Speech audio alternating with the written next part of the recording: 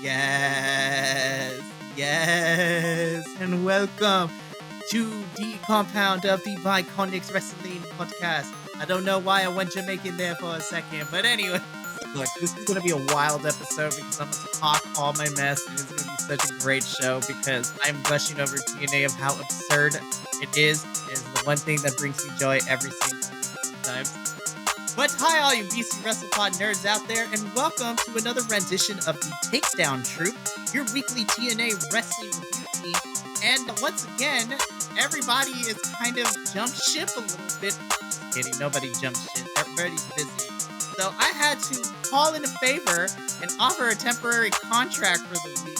But I have, well, first and foremost, y'all should know who I am at this point. My name is Mikey. I am one of your regular hosts here at the Takedown Troop Review. I'm also known as El Jefe around the BC WrestlePod parts. I'm the man with half the plan and the face that kind of runs the place. And joining me this week, tagging in, we saw his... So how would we describe the relationship? Your brother, your cousin, Who are you talking about? Well, anyways, Adolfo is here, ladies and germs and non-binary folks of the internet land. He is tagging in for Andrew and Will this week, so he is holding the weight for two people because I needed somebody and I didn't want to do this go-home show by myself. That's right. This is the go-home show for Against All Odds, which is happening now. Like literally at the time of this recording, right now. Right. But you know what? Let's just jump into it so that we can go watch Against All Odds. So, and we start off with Mike Santana against Zachary Wentz of the Rascals, which is a preview of the tag team match that is going to be happening at Against All Odds. Mikey, go ahead. This was the best way to open up this week's show because I am super happy to see Mike Santana on my TNA television screen because I did not know where he was going to end up when his contract with AEW came up. And as we all know, me and Adolfo, who also cover Rampage as well, we had the final match where Mike Santana and Ortiz took on each other in a match on Rampage, and that was the last we saw of Mike Santana. Technically, that's the last we saw of Ortiz. Who knows what's going on with him? We'll find out. But Mike Santana, again, showed up at Rebellion in April, and this is where he is right now. And he has found himself teamed up with Steve Macklin and Rascals are running things. But this match was a lot of fun, and this is what I expect from Mike Santana and Zachary Wentz. Zachary being our high flyer of the bunch, and then Mike Santana. Like, literally, this is LAX incarnate, which anybody who is familiar with tag team wrestling knows that is probably one of my favorite tag teams in any company across any period of time. But this was a fantastic match because we got the acrobatics from Zachary, we got the more hard-hitting street style from Mike Santana. Of course, the numbers game tried to become an advantage towards the Rascals' favor when Trey Miguel stepped in. Steve Macklin wasn't having any of that and came out to even the odds, which allowed Mike Santana to pick up a win over Zachary Wentz, giving momentum to, Mac Attack and Santana into their match at Against All Odds against the Rascals. I love Zachary Wentz. I'm a big fan of Mike Santana. I don't know if you can tell, but this was a really fun way to open the show. Yeah, this match had some great wrestling. It was really entertaining to watch. It was a great beginner match. And I'm just gonna make this blanket statement for everything that happened tonight.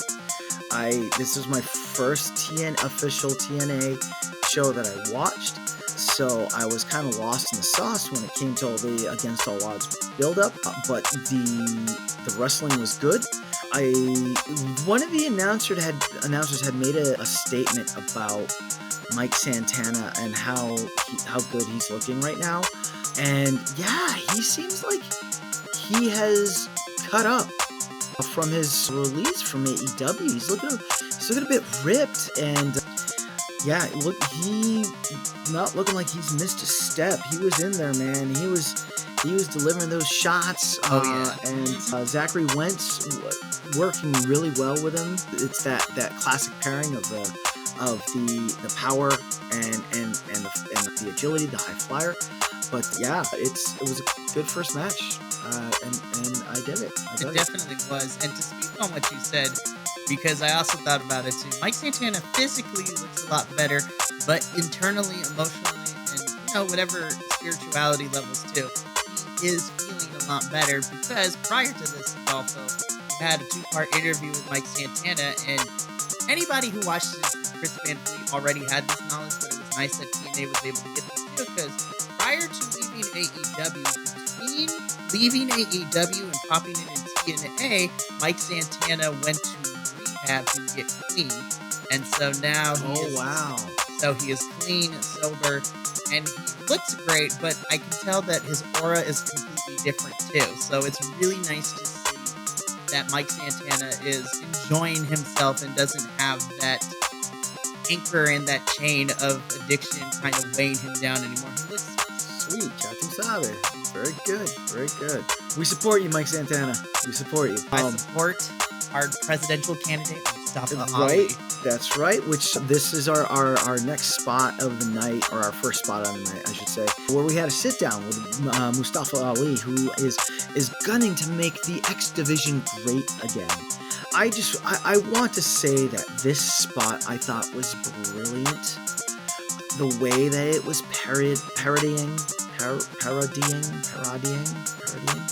the current United States political climate and how politicians like to, when they're in interviews, they like to skirt around issues and, like talk without talking type situation. And then the one, my man that came in and was like, that's all the time we have. We have to cut this short. Campaign thing. Yo, I was about it. It was good. I like seeing Mustafa Ali. I enjoyed him over in WWE and in NXT. So when he had left, to me, he kind of like left abruptly. I was sad. So I was happy. You're being very generous. He was not left. They let him go for some reason. It was really stupid on their part. Right, which, nothing has been talked about that. So, but ever since then, he was doing a lot of the independent thing. He literally had a world tour, and then he landed in So, fun fact, Adolfo, he only signed on to appear for 6 shows. He appeared when his first appearance was when he beat Chris Sabin back in February for the X Division Championship at Surrender. Technically, he was only supposed to be here, but because of how much Ali is given flexibility to do a bunch, I'm so happy that he has stayed this whole entire time. Sign him, TNA. Do it. Yep, make it official. Definitely. And then this brings us to our next spot, which we had the System, and they were invited to the Hardy compound, and they were discussing about this Hardy compound and going to the Hardy compound. And then Masha Slamovich, who I think is my favorite TNA wrestler. Oh, she is amazing. Yeah, because apparently her partner was going to the Hardy compound, and she was afraid that Scooby-Doo shenanigans were gonna like scoop her up or something like that. I don't know. All I know is that it was a fun spot. I'm completely lost in sauce with what was going on, but it was enjoyable. I love the way that TNA since Hard to Kill in January have gotten more interesting with their backstage segments, because we had the System. Moose does not care about going to the Hardy compound. He's not worried. But our tag champs and Alicia, who is one half of the Knockouts tag team champions, are like, Scooby-Doo shenanigans are about to go down. Which then gives us our setup too, because as soon as they all leave, Masha has an exchange with the Hex, Allison Kay and Marty Bell, who we have seen in the last couple of weeks in AEW and ROH. So it's really nice to see these girls be in TNA, which I love. I did not know that Marty Bell was Dominican, which makes me want to support her even more. Right? That Spanish was mwah. It was so good. Right? And I love that. It was so good. Yeah, I love that they were chewing each other out in their respective languages. Masha was, shooting Russian, and Marty was shooting Spanish at her. Like, it was funny too, because like when I watched it, I was like, what language are they speaking? And then like I heard the Spanish, I'm like, oh, they're speaking their languages. You're like, okay, I know what that is. Exactly. And I love that TNA allows Masha to just cut things in Russian. I was like, I don't know what you say, girl, but you're gonna beat me up. Right, exactly. So Which good. this does roll us into our match of Masha Slamovich versus Marty Bell. Mikey? Look, I have been enjoying the Hex over the last couple of weeks because we got Marty taking on Jordan Grace 2 weeks ago, and then Allison Kay had a match last week.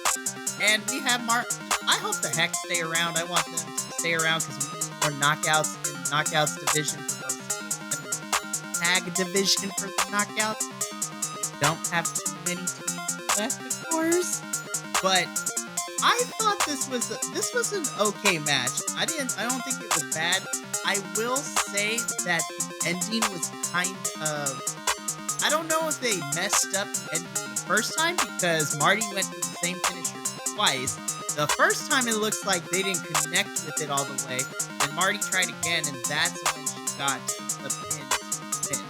But outside of that particular, like maybe 5 to 7 seconds of the match, this is everything that I wanted. Marty is doing great. Masha is going to kill somebody, which is fantastic. Masha, for those of you who don't watch her on a consistent basis, y'all need to go check out her match against Shayna Baszler, because when I say that homegirl is brutal, Masha is brutal. Especially her finisher of the snowplow, man. Just like Lord have mercy. But outside of the ending sequence, I thought this was a fun match, which did allow Marty to pick up the win, which then services why the Hex are now getting a Knockouts Tag Team Championship match at against all odds. Right. And then this brought us to our next spot where Bride of Frankenstein was sitting there with a black rose and was talking about how she was going to give PCO his answer against all odds. And then random tag team dudes come through.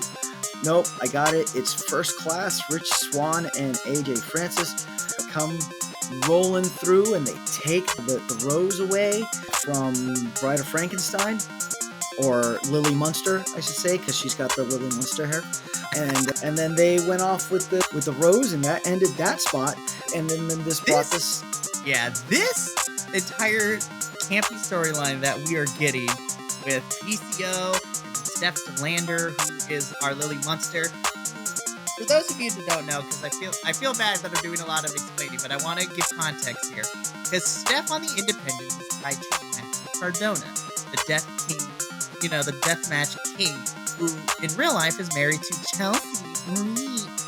That whole conglomeration is great. See, I'm bringing back the word that we used yesterday. But I love that Steph went into a brutal feud with Jordan Grace for the last month or two, and now we are putting her in this camp storyline, and she is so ready. I love that Zaya Brookside is being like the peppy cheerleader to, support this. First Class does what they do best, and which is complete turds. They took the rose. PCO is about to whoop that, later in the evening, but TNA just gives me so much camp, and I'm here for it because it's fantastic. Which, as you were saying, leads into why TNA is so camp. Right. So we had a spot with Rich Swann and AJ Francis of First Class, and I believe it was Rich Swann was standing there with that black rose that was stolen, and PCO comes out and he wants the rose. He wants that rose back. And the lights went off and it came on, and PCO was there, and he and then the one bodyguard caught AJ Francis lunging at PCO, and PCO is just standing there in his Frankenstein Glory. Yeah, it was. I agree with you, Mikey. At first it took me, admittedly, it took me a minute to be like, what the fuck am I watching? But after that, it was just, I was in it. I was there for the camp. Yes, there is a Frankenstein man beating people up for a black rose, and I'm here for it. So, which gives us the match that's happening against odds. PCO's going one-on-one with not AJ Francis, with Rich Swann, and Steph is going to come out at some capacity because she's got to tell PCO their feelings. This is on paper, this is stupid, but is it the good kind of stupid? Yes. This is why I love wrestling, and this is why I love TNA, because we get camp and great wrestling like our next match. Right? Which was the Boricua Badass, Tasha Steelz versus Danny Luna. And it's funny because the ring announcer actually called her Danny Moon, which of course Luna means in Spanish. and I wrote down Moon, and then it didn't register. Like, I saw her name as Danny Luna, and it didn't register until like more than 3/4 of the way through the match. I was like, oh, it's Luna. Moon, Luna. I got it. So yep, so Danny Luna with Lars Fredriksson. Yep, from Rancid. Yep, is like playing the Polly part here. He is. You gotta eat thunder and crap white men. So it's no secret that wrestling and any form of rock and roll always go hand in hand, regardless of the genre. Alternative, metal, punk, like they all subsectly align with wrestling in some capacity. And you know, at first I wasn't sure when they brought him in as this managerial type character, but I have kind of grown to love him with Danny Luna and Jody Threat. You know, Spitfire is what their tag team name is. Danny Luna just continues to impress me every single time she's playing. Adolfo, she is only 22. Wow. Let me say it again. 22. Wow. And her and the other person we saw earlier, Zaya Brookside, who is only 19. Wow. TNA has got all these young up-and-comers, and even though he wasn't on the show, I gotta send you a match with Leon Slater that happened last week. It was also fantastic. But I love Danny Luna, and Tasha is just always fantastic. Former tag team partner of Kiera Hogan of Fire and Ice when they were tag team champs in TNA not too long ago. This was a fun match. It was a really fun match. Yeah, there was a lot of back and forth. I really enjoyed the underdog story that they had with Danny Luna. It was presented very well. At least I'm assuming that's, especially with the way that the commentary was going. I'm assuming that was the what they were trying to present was, you know, Danny Luna's the underdog and, you know, just training. It was like the Rocky fight montages in a wrestling match, you know, and I was here for it. So Danny Luna does get the pin. Yes. Danny Luna gets the pin, picks up the win. Great match. Which brings us to our next spot, which is, I guess, the internet darling, Joe Henry. So let me just put it out there. For those of you who do not know Joe Henry, it is okay.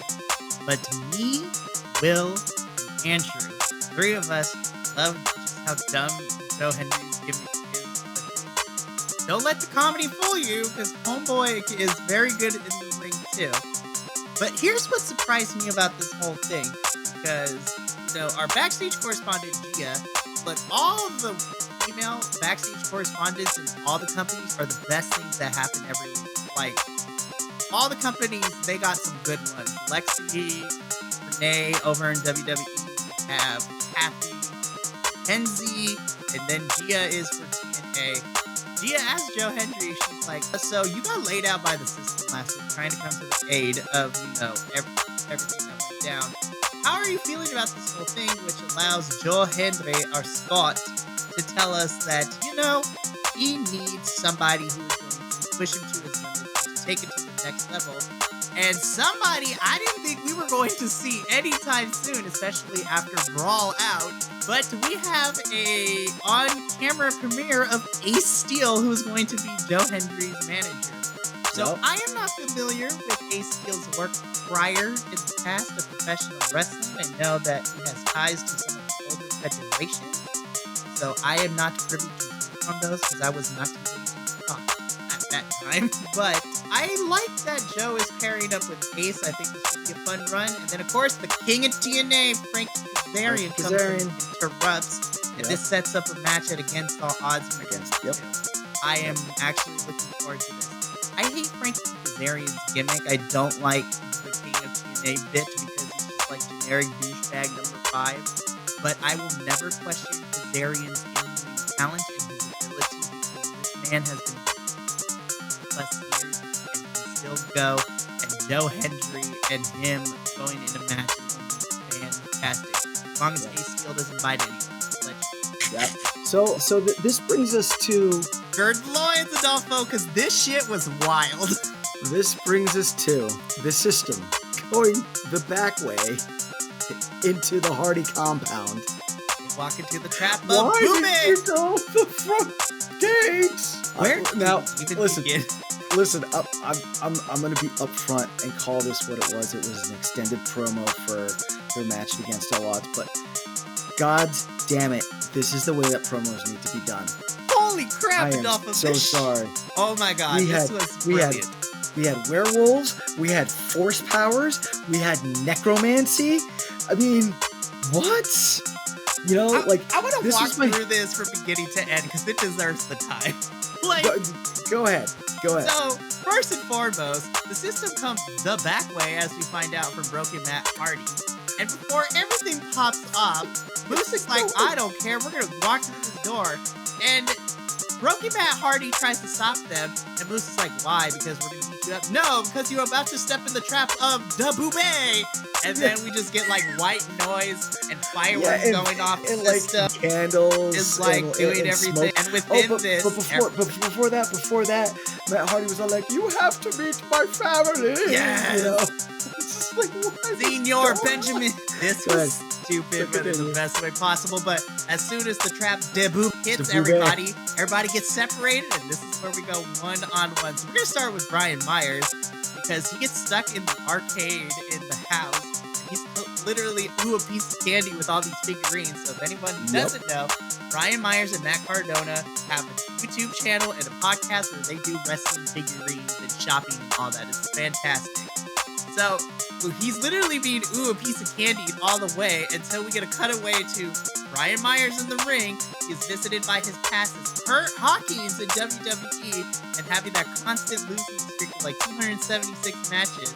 And then the skeleton of the Rated R superstar Edge, because we're calling him Edge in this capacity. He gets speared by the skeleton, and then the Joe Hendry song plays. It's like, you will always be Edge's bitch. Edge's bitch. You'll always be Edge's bitch. Oh, if anything, y'all need to go check out the Joe Hendry diss songs. They are great. I lost it when that skeleton speared.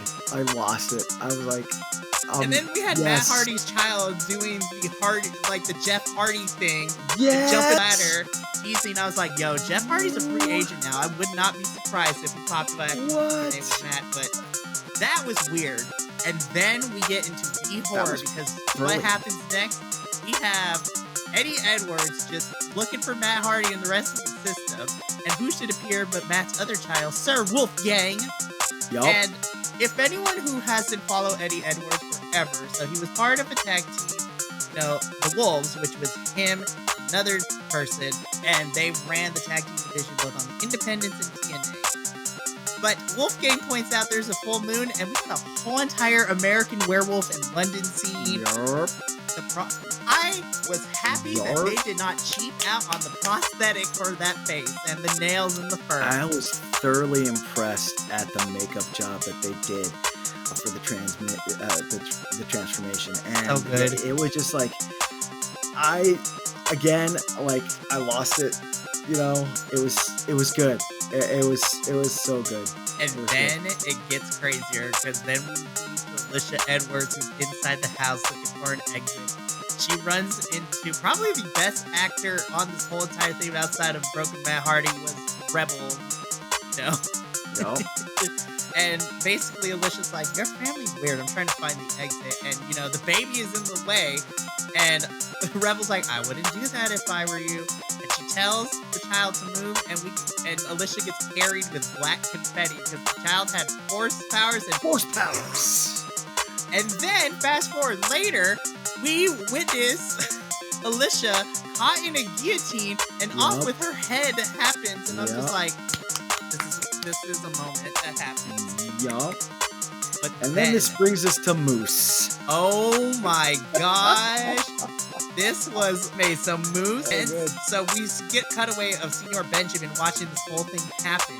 But then Moose enters the childhood home of Jeff Hardy. I don't know if that was in the actual house, if it was a recreation. I do not care. Good job on prop design and setting dressing. Like, this looked like it could be out of Jeff and Matt's actual childhood. So Moose is in there. Then Broken Matt Hardy comes up and puts him in a wheelchair, wheels into the lake of reincarnation, throws Moose in, and when Moose comes back, You're lucky it's June, because the wasp is fine. the Moose comes out of the lake, and we get reverted to him back because Moose was a former NFL, and it plays the whole NFL. Dun dun dun. Yup. I was like, I don't know how much they had to pay for that, but that was fantastic. Moose is like, what did you do to me? And so then Moose tries to tackle Matt Hardy in the football gear. Matt Hardy does the thing.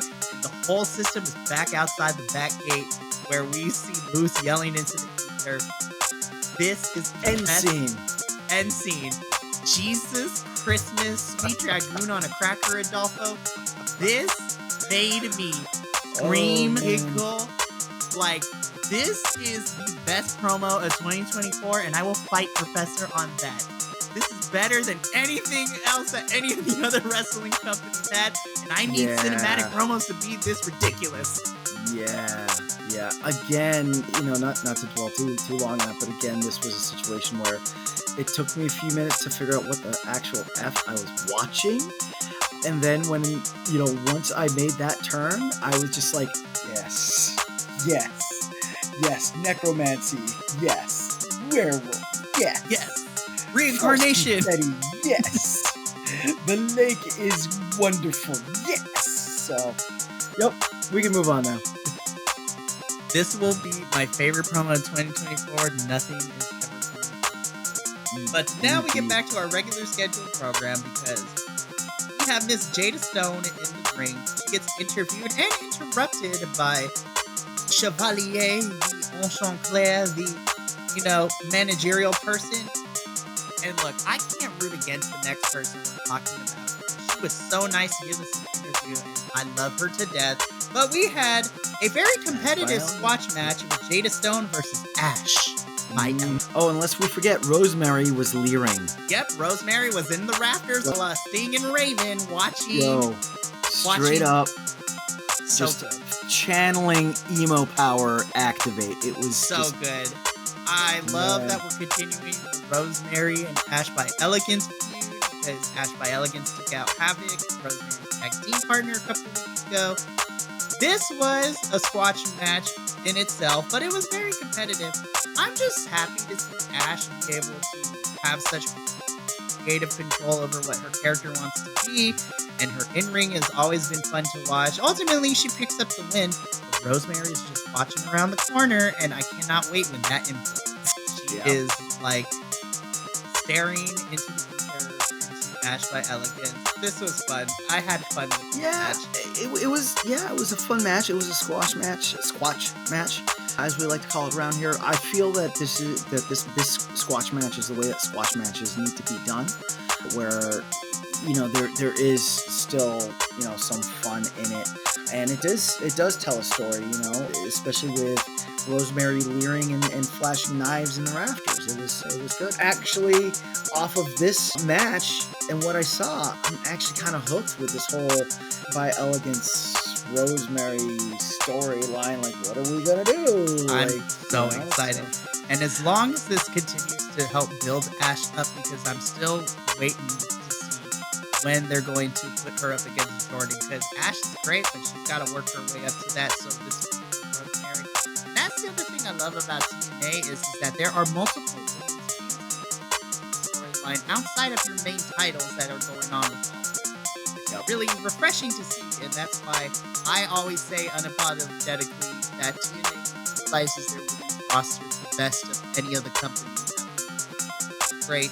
But now we get back-to-back promos and probably, actual husband and wife, might I add, because these two are actually married in real life. But we get this first promo by this new Jonathan Gresham in the creepy Cthulhu-esque octopus mask. Oh, yeah. And he calls out Sami Callihan, the Death Machine, the Death Machine God himself. And we are getting this match at Against All Odds. I love this Jonathan Gresham character. Yeah, it was cool. Yeah, I love it. And it didn't show here, Adolfo, but he is paying tribute to Buddha and all the great as Black eats his opponents during the matches, which then on camera and later down the line, we have seen that Black eat come back and they're physically sick. Like they start spewing it up like weeks down the line. I'm just like, continuity at its finest. I love it. So good. And then we get my personal favorite. If you thought Rhea Ripley was mommy, Jordan Grace is mother. Because her arms alone, she can squeeze me and she'll pop me like a zit. But Jordan Grace laments that she should have been better prepared and she should have expected what happened because she crossed over into NXT land and faced Roxanne Perez for the NXT Women's Championship match, which Will and I stated that would have been our match of the night had the ending kind of ruined it a little bit. But Jordan Grace is like, you know what? This is going to help me and I'm going to learn from it. And she has an open challenge for Against All Odds and she called everybody out. It doesn't matter what promotion. It doesn't matter your skill level. If you think you got what it takes to take her Knockouts championship, she'll see you at Against All Odds. I'm like, the possibilities are endless. This is an open challenge. She called out WWE, she called out AAA, she called out Stardom, she called out I can't even remember who else, but she just went through all of the wrestling companies and was just like, if you think you can come and take this gold from me, come and get it, you know. And this was my first experience with Jordan Grace, and I'm hooked. I like it. I want to see more. That's it. Jordan Grace. That's all I got. Yeah, Jordan Grace is one of the pillars of the TNA's knockout division, and she has been for the last couple of years. And she has had a plethora of amazing matches from the likes of her and Deanna's feud was great. Her and Trinity, aka Naomi's feud, when Naomi was in TNA last year was great. She faced Mia Yim, Mickey J. Like, the list goes on. Jordan Grace is amazing. And I love that she has become the face for the Knockouts division. And I hope I'm excited to see who comes out to face her at Against All Odds. Yeah. Which leads into, our commentators, Tom Hannafan and the Drama King. I am so happy that we get Drama King Matthew Grewald as commentator, but we run down the whole card for Against All Odds. I'm excited. I'm going to be reviewing it this upcoming Sunday with JVL, who is also owes me a favor, which I'm going to torture him because he always gives me crap about liking TNA, but it is okay. And then we get into our main event. I wish Andrew was here because this is how we do tag team wrestling. We had ABC, Ace Austin, and Chris Bay taking on Ryan and Nick Nemeth. Yep. God, this match ruled, Adolfo. Oh my God.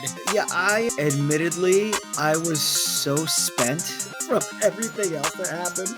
So by the time this match came on, I was just like, it was good wrestling. It was good, solid wrestling. My energy was, it was left in the heart, in Matt Hardy's arcade, But yeah, ABC versus Nick and Ryan Nemeth, it was really cool. They had a lot of great moves, told a good story. It was a very solid match, a lot of energy. And this was the first time that Nick and Ryan wrestled together, which is an interesting little tidbit. And I totally understand with your energy being spent, because that's how Adolfo didn't do the thing that I do on a weekly basis, but trying to watch ROH and TNA the day before the Friday reviews is always touch and go. So I end up watching one on Thursday night, and then I watch the other during the downtime I have at work. But now that summer is here, I shouldn't have that problem for a little bit, but this was definitely needed. Ace, Austin, Chris Bay, ABC are such a fantastic tag team. Your trilogy with the Grizzled Young Vets from a couple months ago has been really, really solid. I love them. And they could afford a loss here because we got to build Ryan and Nick up because they will be facing the system for those tag team championships. That Against All Odds. And Against All Odds. This was a great back and forth. I really, really enjoyed it. And that is how we close the show. So I am doing the thing where I do the rating, and Adolfo can give his if he wants, but I'm giving this 8 out of 10. The Hardy compound alone is what most of my points. So good. That was so good. And they always bring solid wrestling. Yeah, I want to abstain from giving any empanada scale on TNA because the wrestling was really, really good, and it just again, like I had said, it all seemed like this was build up for Against All Odds, which was cool, and I totally understand why, why they did everything that they did. And it's not that anything was bad. Actually, everything was presented really, really well, and it kind of like the flow kept going. I was just so lost in the sauce when it came to the stories that were going on that I focused just more like on the wrestling, So that's why I'm gonna abstain. But I had a good time. I had a great time. If you get a moment, and don't sleep on TNA, it really is good.